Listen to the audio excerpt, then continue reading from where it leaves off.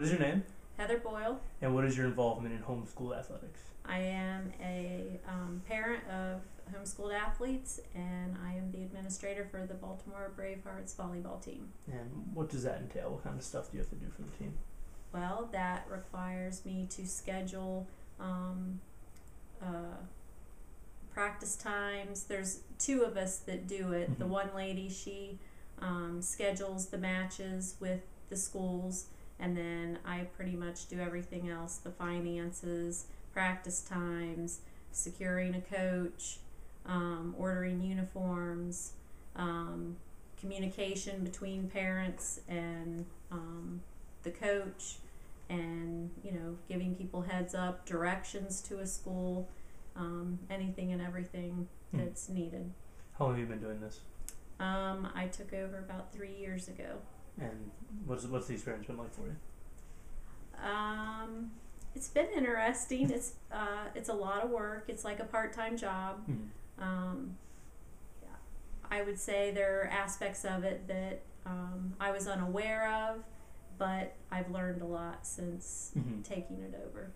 Now, what are your thoughts on this proposed Tebow bill? This bill that would basically, it's sweeping the nation, and it would make it possible for homeschooled athletes to play for public schools. That's a very difficult question because there are ramifications either way. On the one hand, I would fully embrace my children playing on a public school team from the perspective of the financial burden. I pay taxes, and so therefore I should be able to allow my kids to play public school sports. But from the spiritual and social perspective, I would say I'm not in favor of that, because, as well as academics, because if you go and invite, you're basically inviting the public school system into your homeschool, and therefore by participating with the sports, you then can end up having to follow guidelines that the public schools are wanting you to follow, and eventually, potentially, it could lead to, well, you're not allowed to use that curriculum because it mentions Christ. So basically, you want to make sure that the public school, you don't want public schooling to affect your ability to homeschool your children. Right. And what I'm teaching. Absolutely. And this the bill it got close in Virginia, but it got knocked down. Had you been paying attention to this, or is it, out of sight, out of mind, because it's in Virginia, not Maryland? I was a little bit aware of it, but I have many other responsibilities, and because I know Maryland, I go through the county for my oversight, and basically they tell you, we're not doing anything for you. You can't be, private, and the homeschooling and public schooling should not even cross paths except in testing. So I just knew that it really was not an issue, and I hadn't heard many people in Maryland talking about even introducing a bill like that in Maryland. So I really wasn't paying a whole lot of attention to it. My older daughter she went to public high school her freshman year and played on the volleyball team. And so we've seen both sides of it. So what is what's the worst case scenario if a bill like this was to pass? What do you think it would do to education if you what your fear? What if it actually came true? Worst case scenario, I think, is the accountability.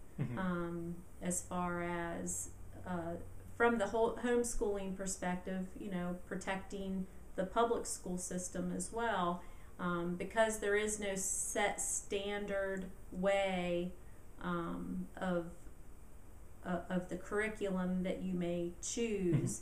So you may have someone at the public school or participating in public school sports, but they may not be doing what they're supposed to at home academically, or vice versa. They may just be taking advantage of the system. I don't know, that doesn't really make sense. Sorry. I have one athlete I talked to. His name is Patrick Foss. He's a soccer player from Virginia, and basically what he said to me was, this law wouldn't affect him really. I guess the only way it could have affected him is that he would have been able to play football, which he just pretty much would have been doing just to take advantage of the rule. And he was very positive. He was like, we came this far. I love this. I want this bill to pass, but we made progress. And it sounded to me, based talking to him, he just wanted that option to be open. It sounds to me like you don't think that it shouldn't be an option for these student athletes. You just want to make sure that your homeschooling is not affected. I think it should be an option, but you have to understand the ramifications if you decide to participate in that, and realize that some of your freedoms with the academics could be in jeopardy by participating. It's not for everybody. I spoke to a lady today at our co-op who I asked her, I said, would you participate? And she said, for our family, no, we wouldn't. But she felt like it should be an option for homeschooled athletes. And part of the reason, that it would be important is because financially, homeschoolers are paying a boatload of money in order to play sports, because just for our volleyball, you have to secure the gym, you have to secure a coach. You're buying the uniforms, you're buying the balls, every aspect of it you have to pay for. Where if I sent my kid to the public school to play, my taxes took care of that, and therefore I could not have those expenses, which would be wonderful. What do you think if this bill were to pass in Maryland? Let's say, what would it mean for your team? Do you think that would people stay on the team? Is this something you guys talk about? Do you think it might negatively affect the team, or? It potentially could negatively affect the team. It's already a struggle for homeschooling teams to have enough players, because what you find at the high school level is, if I want to play sports and get noticed by a college, I need to participate in the public school. It's not for everybody. And I think it depends on the sport that you're choosing too. Some sports, if you did ice skating, let's say, homeschooling works better for that. That's more of an individual. But the team sports, it's a lot harder. At the end of the day, let's say the bill came to Maryland, and I don't know if there'd be a referendum on it or not, but how would you feel about it? Would you vote for it, knowing that you want that option out there for homeschool kids, but you don't want it for you? Would you vote against it to make sure you can maintain your homeschooling, or I guess have you not crossed that bridge yet? I haven't really thought about it, but I guess if you were to pin me down today, I would have to say I would probably support that bill, but would I take advantage of it? I don't know.